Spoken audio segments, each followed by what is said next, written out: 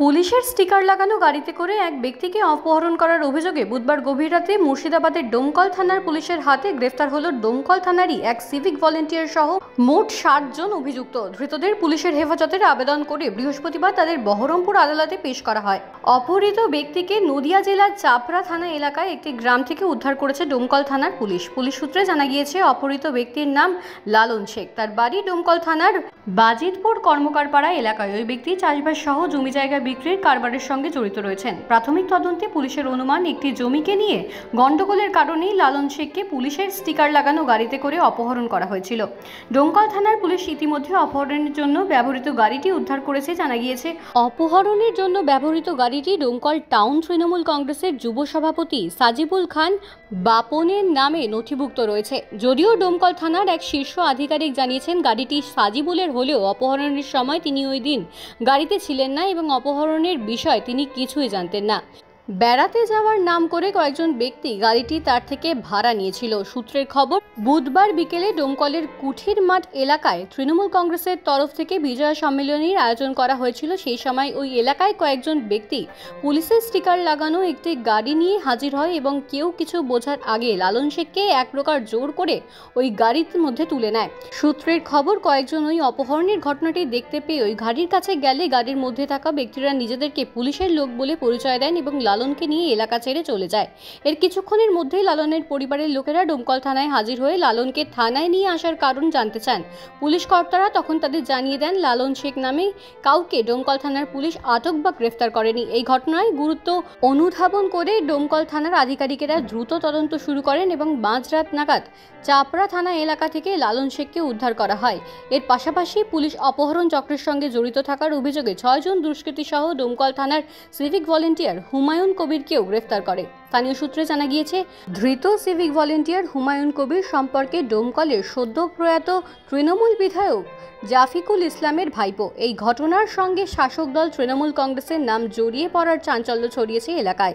গোটা ঘটনার তদন্ত করে দেখছে ডোমকল থানার পুলিশ। আপনার বাজিতপুরে আমাদের মুদিখানার দোকান আছে, ও দোকানেই ছিল।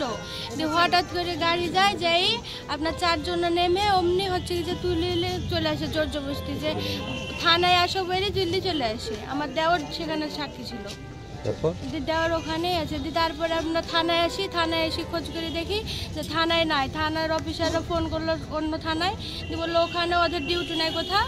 তাই বলার পরে তো আপনার হচ্ছে ওই আরও অন্য জায়গায় খোঁজ করলো, অবজেকশন লিখলো, লেখা করার পরে আপনার ওখানে গেল। যার পরে তো গাড়ি উদ্ধার করে আসলো, দুটো ড্রাইভার আসলো। তারপরে কেন আমার স্বামীকে উদ্ধার করে নিয়েছে। স্বামীর নাম কি?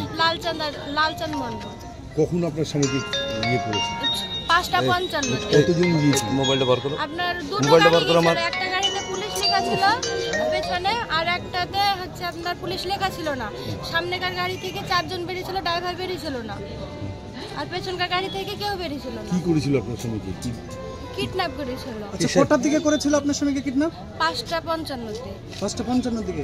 কখন উদ্ধার হয়েছে আপনার স্বামী? হ্যাঁ, আমার স্বামীকে পাওয়া গেছে রাত্রে আপনার 4টের সময় থানাতে পৌঁছেছে। তাই বললো অফিসার। কোথা থেকে উদ্ধার করেছে? চাপড়া, কৃষ্ণনগর চাপড়া থেকে উদ্ধার করেছে। কিসের জন্য কিডন্যাপ করেছিল? কিডন্যাপ করেছে তো হুমায়ুন হচ্ছে কি যে আপনার লোক ভিড়ি কিডন্যাপ করেছে, কিন্তু আসল কে হচ্ছে কি যে এখনো জানতে পারা যায়নি। হুমায়ুনটা কি জন্য করেছিল কিডন্যাপটা? হুমায়ুনটা কে? হুমায়ুনটা থানা সেবিক। আচ্ছা, কি জন্য করেছিল কিডন্যাপ? কি জন্য তো এখনো তো জানতে পারা যায়নি। হুমায়ুনটা কি কাজ করে, কি করে?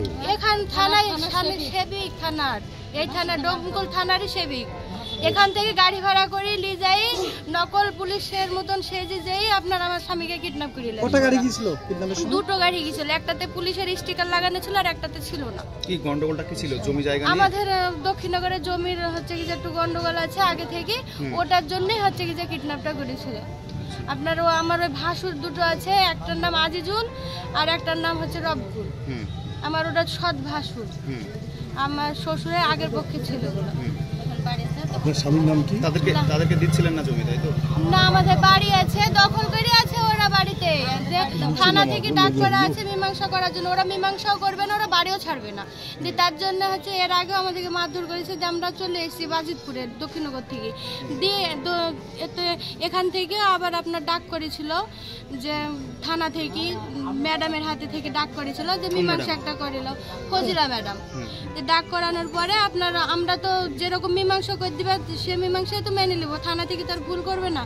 দিয়ে আপনার ওরা মেনে নিল না, তখন ফজিলা ম্যাডাম বললো যে আমি আর হচ্ছে কি যার মধ্যে যাবো না, তাই বলি কেসু আর কিছুই করেনি খো, তা আমাদেরকেও ডাক করেনি। কালকে হঠাৎ এইভাবে আমার স্বামীকে কিডন্যাপ করে। আপনার স্বামীর নাম কি? লালচাঁদ মণ্ডল।